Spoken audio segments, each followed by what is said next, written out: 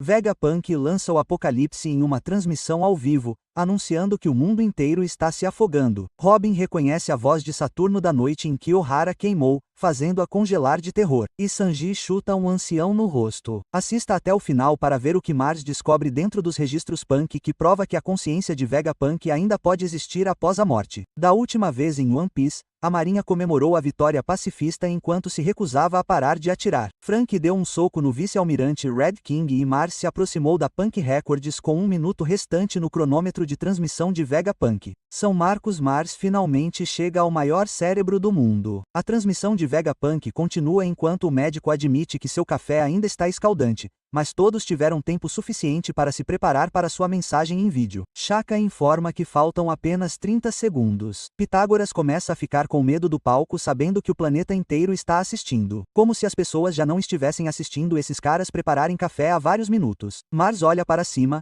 imaginando o que está testemunhando. Algo que persiste mesmo após a morte de Vegapunk. Ele questiona se esse é o verdadeiro eu do cientista. Então finalmente o vemos em toda a sua glória. A cúpula colossal dentro de uma cúpula colossal. O topo da cabeça literal de Vegapunk. Mars se pergunta o que a morte significa para algo assim, questionando se a consciência de Stella reside dentro dela. Essa é uma das habilidades de Akuma no Mi mais insanas já mostradas. O Caracol Transponder retransmite a resposta de Stella para Pitágoras, mas eventualmente a gravação deles é transmitida para o mundo por Dendemushi. Ele admite ter orgulho da conexão, mas revelar a verdade também é um fardo enorme. Mars paira sua bota sobre o pobre caracol. No momento em que achamos que esses anciãos não podem piorar, quem machuca um Denushi? Isso é cruzar a linha até mesmo para demônios antigos. A cena muda para Syrup Village no East Blue, a cidade natal do deus Usopp. Os antigos piratas Usopp ficam desapontados ao saber que Kaia não possui um caracol com transponder de vídeo,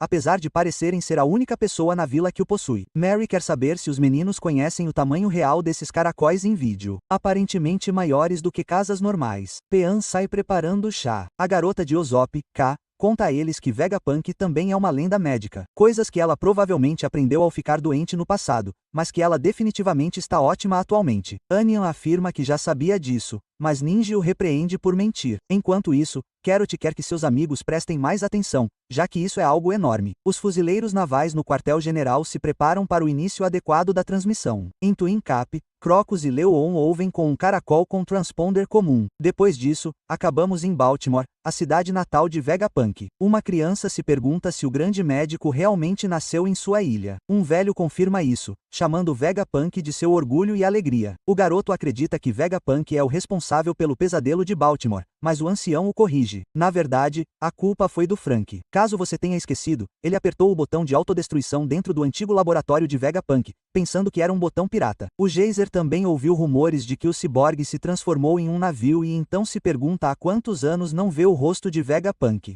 Estamos no Reino dos Pássaros, uma ilha do sul azul onde Chopper passou o salto no tempo.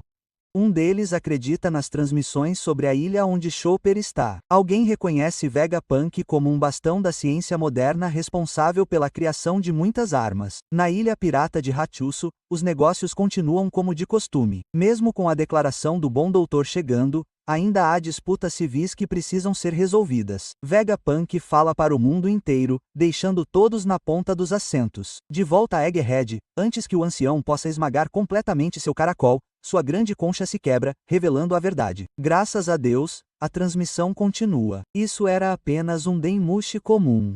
Não era um esconderijo, era uma isca intencional. Tomado pela raiva, Mars se afasta dos discos Punk em sua forma gigante de It-Made enquanto xinga o nome do médico. Stella começa com uma saudação. Shaka o informa que já fez uma apresentação, mas Vegapunk sabia que, com tantas pessoas agora sintonizadas com o vídeo, ele decide fazer isso mais uma vez. Com tudo isso resolvido, finalmente é hora de começar. O povo da tribo Longarme se alegra com clara curiosidade. Em outro lugar, um garotinho sai de uma barraca se perguntando o que está acontecendo. Uma mulher o informa que um homem muito importante fará um anúncio e o manda voltar para a cama. Mars fica nervoso quando seus colegas se perguntam o que diabos ele está fazendo, já que a transmissão ainda está no ar. Ele se desculpa e xinga Vegapunk novamente. O médico estava muito mais preparado do que eles imaginavam. Não há como interromper a transmissão.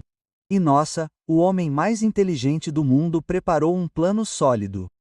Quem diria? Mars continua dizendo que eles não têm como saber o quanto Vegapunk realmente sabe ou o que ele planeja dizer, mas ele os lembra das palavras de York de que Stella pretende levar a tocha aos estudiosos de Ohara. Cada ancião faz uma pausa em reconhecimento sombrio de suas circunstâncias desfavoráveis. Isso não seria uma repetição das deduções e palavras finais do professor Clover. Seria uma continuação. Vegapunk planeja terminar o que Ohara começou. Enquanto isso, o corpo inconsciente de Vegapunk ainda está sendo carregado por Sanji enquanto corre em meio às chamas. Sanji se pergunta se o médico consegue ouvir os gritos de uma garota em perigo. Ele então tem certeza de que Bonnie precisa dele quando ela e outros aparecem. Sanji percebe o ancião com uma espada levantada acima deles, imaginando o que ele é. O ancião proclama que não permitirá que Bonnie reivindique seu poder militar para si mesma. Frank fica entre ela e o monstro, dizendo a Bonnie para voltar. Mas interrompendo essa tentativa heróica está Sanji, que pretende salvar o dia. Usando a lâmina negra como trampolim,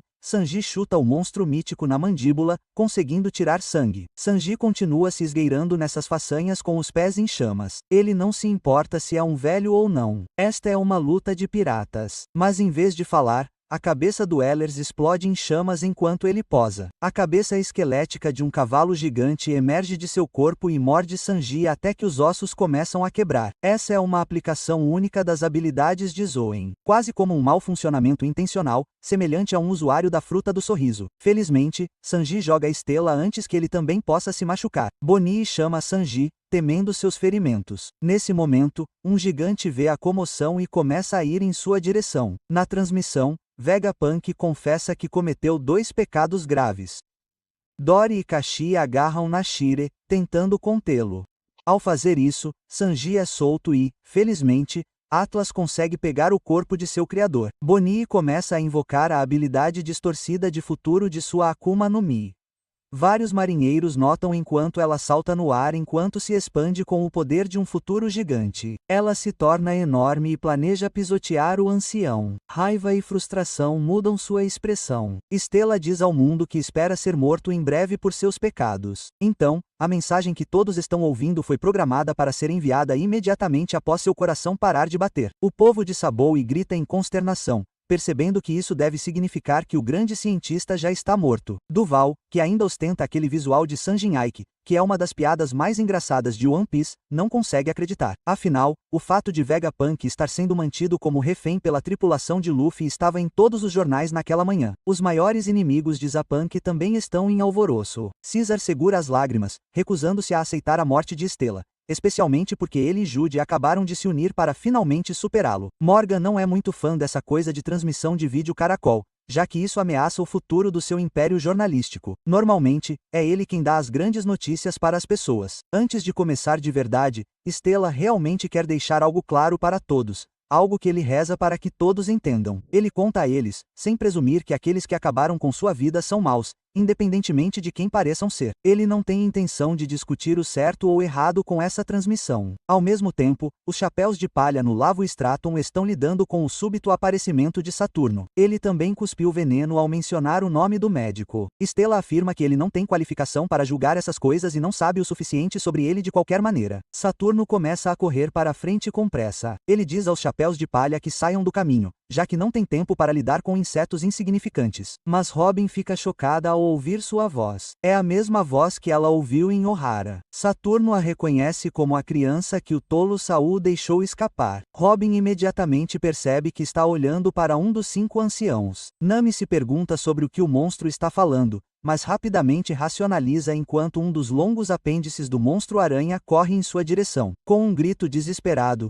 Nami diz a todos que está protegendo Robin. Isso chama até a atenção de Zeus. Todos entram em ação, mantendo Robin seguro. Vegapunk sabia que o que ele estava prestes a dizer seria difícil de aceitar. Até acreditava que algumas pessoas o considerariam um tolo. Mars estava tremendo de pânico e frustração. Havia muitos seres vivos na ilha para ele sentir quaisquer ondas telepáticas únicas. Vegapunk York estava quebrando a cabeça para descobrir onde Stella pode ter escondido o caracol da transmissão. Ela temia que se as coisas continuassem assim, ela não teria permissão para se tornar um dragão celestial. O interessante é que York não sabia sobre a gravação desta transmissão. Caso contrário, os anciãos teriam sabido com antecedência. Apesar de tudo, Stella acreditava que tinha a responsabilidade de contar ao mundo inteiro sobre um determinado assunto. Os Gorossi continuaram falando uns com os outros telepaticamente. Novamente, Marte se perguntou se eles deveriam simplesmente destruir a estação de energia, interrompendo a transmissão, mas Saturno descartou completamente essa possibilidade. Além de perder muitos fuzileiros navais, um almirante, 9 vice-almirantes, navios de guerra, equipamentos, Sarafim e 3 gerações de unidades pacifistas, eles também estariam sacrificando seu acesso à chama-mãe, cujo uso seu Lord Emu deseja muito. Então, Vegapunk decidiu ir direto ao assunto. O mundo de One Piece vai afundar no oceano. Os fuzileiros navais olharam para cima, incrédulos. Em seguida, recebemos uma cena de algumas sereias nadando ao lado de uma baleia e vários cardumes de peixes. Os pescadores finalmente terão seu momento de brilhar.